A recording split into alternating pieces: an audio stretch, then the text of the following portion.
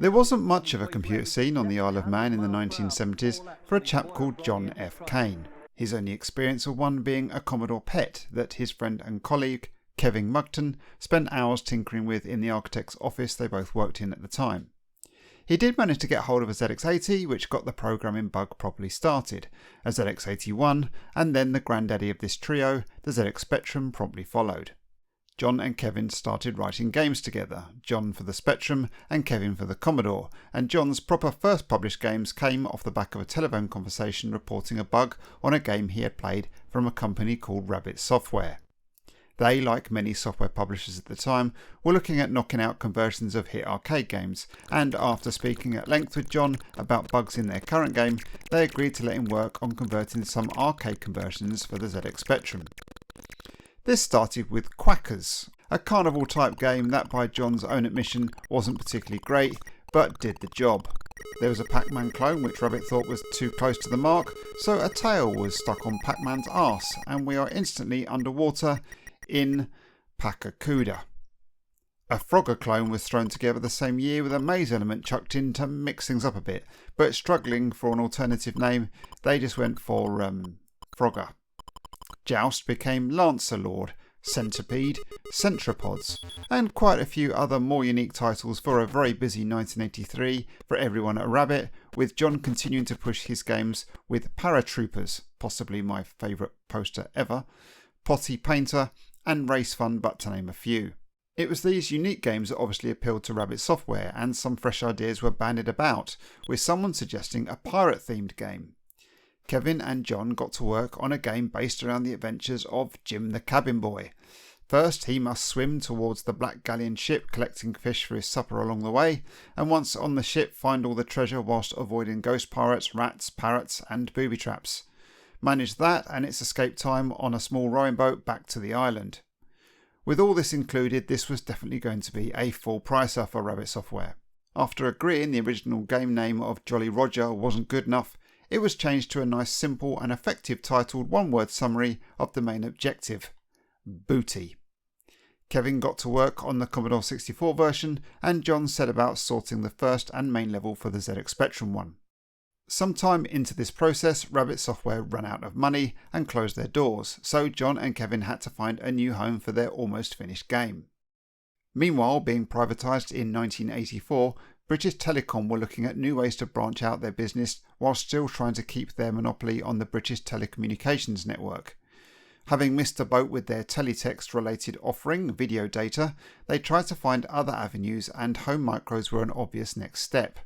Prestel was their service here, providing text-based services to businesses and then the public as home micros took off. As this became popular with enthusiasts, with different services opening up, including being able to obtain software down the line, BT wanted to offer software that was actually theirs.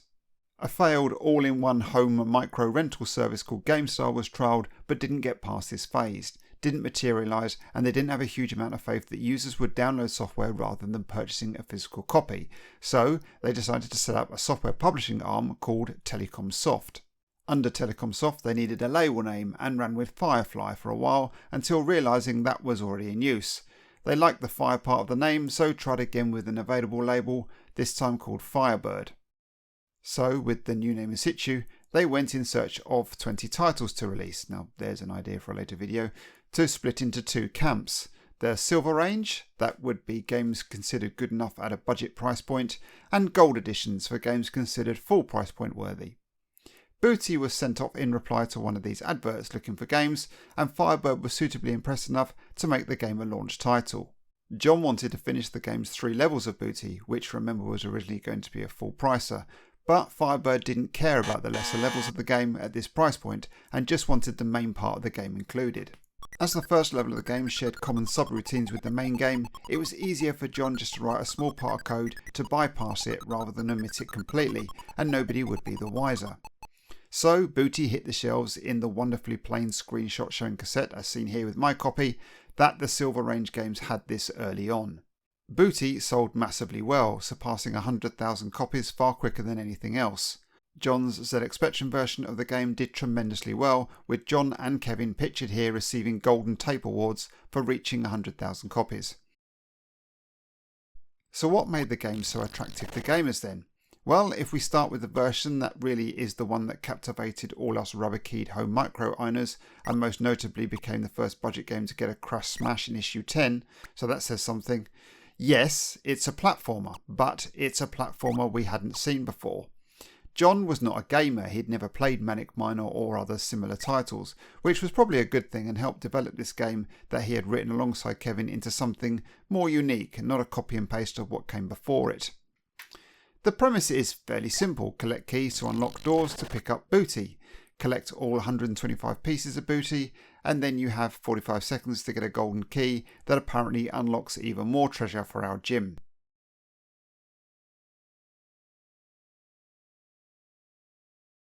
With no jumping or ducking, this is a pretty challenging game that sucks you in a little bit by making you believe that it isn't. It plays the most annoying tune that could potentially be used in torture chambers whilst you play.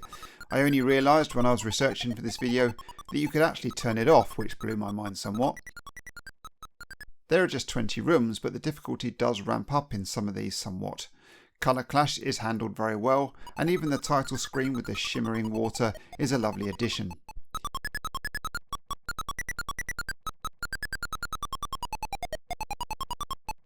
Kevin handled the less well-received Commodore 64 version, which is quite a bit different in look and feel to its Spectrum cousin.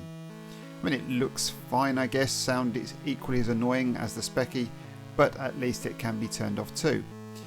Uses colour-coded keys rather than numbered ones, and feels just less polished than the Specky version. Enemies feel more random, and weirdly it just doesn't hit the same. I guess it's hard because the nostalgia for the Spectrum one does get in the way, but I still enjoy that game now, not as much as I used to, but I still enjoy it, and I didn't enjoy this one as much.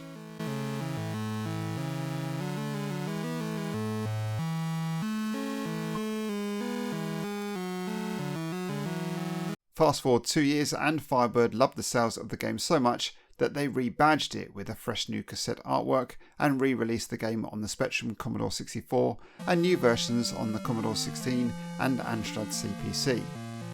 The C16 version was also written by Kevin and ultimately looks like a chopped down version of the Commodore 64 one.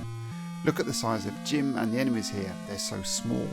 The CPC version is the one I was most excited to play for the first time, as it was nice to see that it was actually rewritten, specifically targeting the machine's strengths and not just another lazy Spectrum port. I think it plays a bit slower and the Ghost Pirates look more like Father Christmas, but I do really like what has been done with the game here. As for sequels, well, John had one, kind of, but Firebird were under new management and not particularly interested, so John was once again offering this game around to anyone for the right price. Bubble Bus snapped it up only as a full pricer, which in fairness was a mistake because the game was very much more budget, especially by 1986. Featuring Jim the cabin boy once again, he seems to have given up the pirate life to become a Boy Scout. He knocks on the door of a mad professor type, who, whilst telling Jim to sod off, collapses on the ground with heart issues. Rather stupidly, his medication is locked away in a safe that can only be unlocked by finding 16 keys dotted around his mansion, which is heavily guarded by angry staff members and crackpot inventions. This can all be seen in possibly the greatest front screen of all time. Jim somehow agrees to help. I would have left him to die, honestly. And here we are in Moonlight Madness. It's a pretty average game for a full pricer, but it would have been a fantastic budget game, although I was convinced it had a fatal flaw: going right. If I went left, everything ran lovely and smoothly, lots of buttons to press to help create platforms and work out access to the keys. But then I tried turning right, and everything stops when you do or goes super slow. It's the most bizarre thing I've ever seen in a release game, totally broken, and makes it a little unplayable in truth. I was weirded out by it, so I looked at some magazine reviews for help. Crash Magazine's 56% review mentions the same thing. Like playing against a gale wind when going right, said one reviewer. Your Sinclair said the same thing too. Either this program is written in compiled BASIC or the programmer is only up to the halfway stage in a Tim Hartnell classic. The movement is very jerky and has a tendency to stop at infrequent intervals for no particular reason at all. But then other reviewers didn't mention it at all, so was I going mad? Thankfully, the reviewer in ZX Computing put me out of my misery. The reviewer explains, other features are annoying too. You can redefine the keyboard, but the pause and music on-off keys are not affected. So I found that every time I tried to move right, I paused the game. This is just bad programming and something that should have been picked up in the playtesting. If I can redefine keys, I always go for QAOP, and blimming P, although definable, still pauses the stupid game. Surely that affected the scores for every reviewer that used QAOP when playtesting. Shockaroony. Also annoying and not a me problem was this room with a bunch of doors and eyes looking down on me. Get stuck in here and you might think you have to reset the game because none of the doors do anything. But you can just keep going through random ones and hopefully after a half an hour you will find a way out, honest.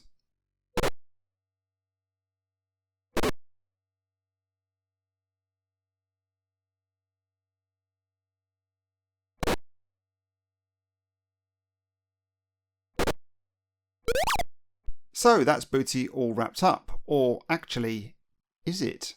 You see, not long after its release, someone somewhere loaded it up on their ZX Spectrum with a Current microspeech attached. If you don't know much about this device, it plugged into the back of your Spectrum and gave your Specky speech capabilities, which carried through to a selection of supported games, like Ocean's Moonlander here. You can pretty much make out what it's trying to say at certain points of the game. Game over later. Have a nice day. It also directed the Spectrum sound through your TV, which was probably a bigger selling point for me, although at 30 quid in 1983, which is roughly 100 quid today, it was quite a lot of money for this. Now, when you loaded Booty up with the device plugged in, it did something to the code that John used to bypass level 1, because when you start the game, the original first level appears as if by magic. Now, I use Spectaculator for emulation to record footage, and inside the options on offer, I'm able to add the microspeech device. So after all this time, I get to play Jim collecting fish on his way to the ship. Look at him go. I mean, it's alright. The hitbox detection is less than desirable, and you lose all your fish if you bump into anything or run out of air, which is super annoying. But it's still kind of fun to see something that you really weren't supposed to. I imagine that absolute bewilderment some kid had back in the day when stumbling across this, and as can be seen here mentioned in magazines as early as April 1985, was a sight to behold. It wasn't a secret for long, except if you're me, that is, who found out about this 40 years later. Always the last one to blimmin' find out.